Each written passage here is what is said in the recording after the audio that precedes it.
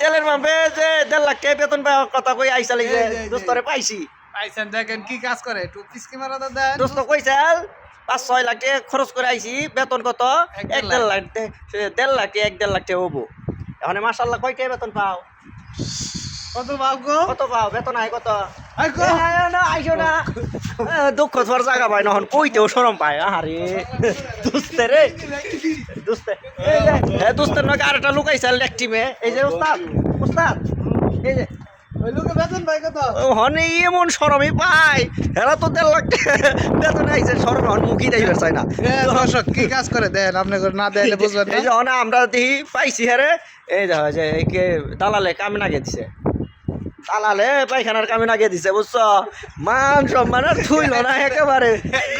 একেবারে শেষ করে আলাইছে এটার সুপারভাইজার দায়িত্ব আছে আমাদের মজুর সাহেব যাইকে দোয়া করবেন যাতে এগো ভালো দেখাশোনা করতে পারি আল্লাহ তৌফিক দেয় আচ্ছা